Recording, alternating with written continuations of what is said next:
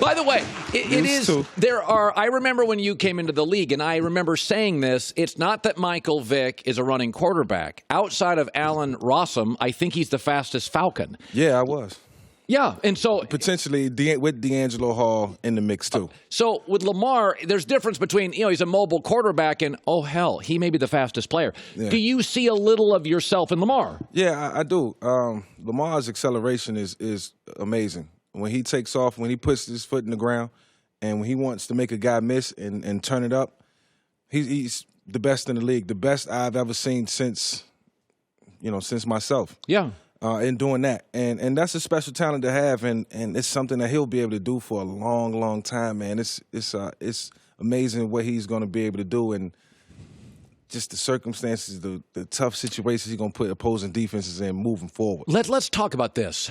Mike, it's so important for young players. The two quarterbacks that are kicking butt that are young, Jimmy Garoppolo and Lamar Jackson. Yeah. They got great coaches. Great coaches. Let's go back to your career. I think, and this is not a shot at Jimmy G. Yeah. And it's not a shot at Lamar. But Joy and I were talking about this morning. If you'd have taken Joy and I in our first career broadcasting jobs, and we had bad bosses, I can remember my first job. I was very lucky. Yeah. I've had great bosses. Makes a difference. Okay, you went to Atlanta. That team was not actually built for you. Right.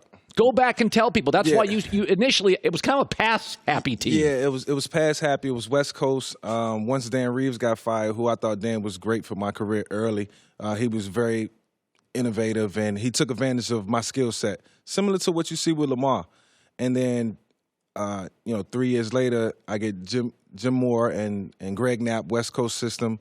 I had to learn, the ins and outs and how to go out in the field and win a game running that system with all the rules. And that was a lot of short passes. Decision-making. Yeah, it was short passes, and it wasn't run-oriented at all. If I had to take off and run, it was because the play broke down or right. Somebody within protection. And, at the time, I wasn't thinking I need an offense centered around me to help me, showcase all my talents. It was just about doing what the coaches asked me to do, trying to do it well, and trying to be the best at the position. Yeah. When you look at New England, I don't want to, listen, New England's defense will be fine. When you face Baltimore, did you look at New England and say, if they face Lamar again, they can't solve this? Like, what did you see that New England could get better at, improve at, and what if it's just problematic? Honestly, when I watched the game yesterday, I look at what New England did defensively, and I looked at the Baltimore Ravens offense and the identity, which is they got their own set of rules, their own concepts, their own identity. This is an offense that's being built around Lamar, and it's going to be called whatever type of offense you want to call it. But nobody's running it. Nobody's running it. Like I said, own identity, own set of rules. It's one package that fits Lamar's skill set, and the rest of the guys, Ingram and John Brown, they all are sprinkled into the mix. But I'm watching it saying, okay, I see the scheme, and it was different, as far as what New England did than what I thought they would do. They mixed in a lot of zone. I thought they would play more man, and I'm like, look, this is a team that know they're going to face – both of these teams know they'll face each other down the road. Right. Do you show your cards right now? Is it now that's interesting. That much of a necessity to win this game? What does it do for both teams? Hate to give away anybody's game plan, but they'll see each other down the road. It's very interesting because Baltimore's going to win their division. Yeah. So is New England. Now, fans will say this. Patriot fans this morning are like, we didn't want to show our hand. Listen, Belichick wants to win the game. Yes. But that's an interesting concept. Do you think New England potentially went in and said, we're going to try some things. Yeah. We're not going to try everything. Does that exist in the NFL? I think it has to a certain degree, because when you're facing a guy like Lamar, you can't go in with one game plan and say, this is what we're going to do all game. I think you have to go in with a couple different coverages and a couple different looks and kind of toy around, even though this is not the league to be toying around. But when you're 8-0, you can be, a little lenient, as far as your game plan. And I think, they know they're going to have to deal with Lamar for years on end. And at the end of the year at some point. So why not try certain things, see what works, and, you keep the things in the game plan that work, and you try to build upon, some foundation that can contain a quarterback like Lamar, because right now it's almost impossible to do. All right, let's punch on three things here. All right, let's start with Cleveland. I don't want to pick on Freddie Kitchens, but, he'd never been a coordinator. Yeah. They hired him within his staff. I saw a stat this morning that the 7 coaches in the NFL that were hired from within the staff, meaning the organization just said, let's elevate a guy in the staff, all of them are struggling. What do you see with Freddie Kitchens? Honestly, I thought Kitchens was qualified. I looked at his background. A couple of years where he was a quarterback coach for certain teams, I think in Arizona. And then he was a running backs coach. And I'm thinking, what benefit does that have for a guy like Baker Mayfield or a quarterback in any sense?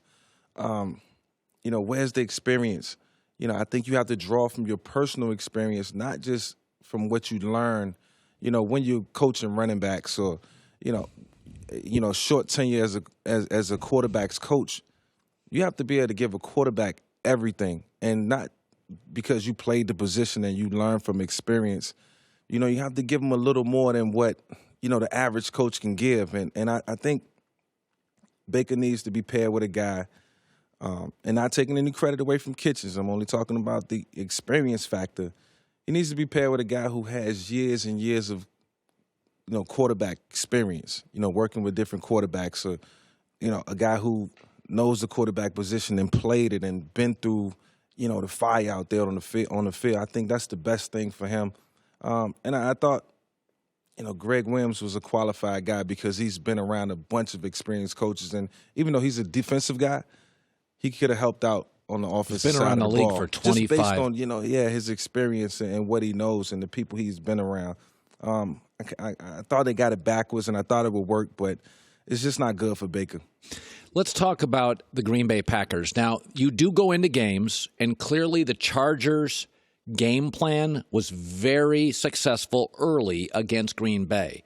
My concern was Green Bay never really adjusted. Yeah. Bosa just ate him alive. He's a great player, but when you watch Green Bay, it's not that they lost. Is it troubling to you how they lost, lack of adjustments? It was the same game for 3.5 hours. It was troubling to watch, but what I do know is that sometimes you run into teams that, they're desperate for a win. You're playing on the road. You come in thinking that you're going to pretty much wax them and beat them convincingly, and then those guys come to play. And then you get stymied and you can't move the ball, and things are kind of haywire for a while. And by the time you start getting yourself together, it's too late. I've been a part of not a bunch of games, but enough to know what that game yesterday was all about. It was about momentum for the Chargers. It was about the Packers being a little flat. And like Aaron said, this was something that we needed to humble us a little bit so that we know that we're not where we need to be as of yet.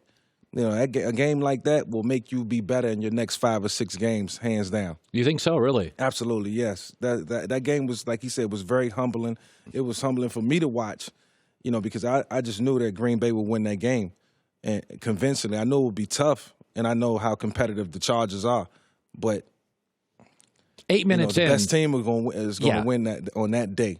On that given day, the best team will come out with a victory. Yeah, don't forget last year New England lost 5 games on the road to teams that didn't make the playoffs. This is the difference between the NFL and college. Absolutely. You don't bring it. Cleveland didn't bring it. You'll get whipped. You get down fast. Yes. Let's go to a team. I was very critical of John Gruden. He'd been out of the sport for a decade. And I said, listen, there are just certain businesses. I always compare it to Silicon Valley. Every year it feels like a different industry. And I'm like, football's the same thing. It doesn't even look the same on TV year to year. I got to tell you something. That's a real football team, man. Derek Carr looks comfortable. Derek Carr's getting better. Josh Jacobs is a star. Yes. And there's something about Gruden. He's old school, but he's clever. How about that fake punt yesterday? Yeah. What do you make of the Raiders? You take John Gruden and Mayock and you put them together, and Gruden from his past experience and being able to work with quarterbacks, that's what he's pretty much made a living off of. Sure. Outside of being a great personality and a hard-nosed coach, he knows quarterbacks. And I thought he would be a guy who needed some time to adjust to the game, being away for 10 years. Right. And I knew last year would be a trial and error period for him, so I didn't judge him on that. But this year, this team looks totally different. They look confident. They look like they're starting to understand what the offense is about. By the way, tight end, guys are buying in. multiple weapons. Oh, yeah, Renfro. You got Jacobs. I mean, you got guys that we don't really know are not marquee players, but, making hay every time they step out on the field. And that's a credit to, Mayock and what, he knows and his eye for talent and, John Gruden putting these guys in positions. And I just think that Derek Carr is he's always been efficient and one of the best to me. Yeah, he's always a high completion. Yeah, he gets it done. You put players around him, you build a game plan, around him that he can understand and go out and execute, and he'll do it. I like his game. Hi, everybody. Thanks for watching. Subscribe here to get the latest from the show.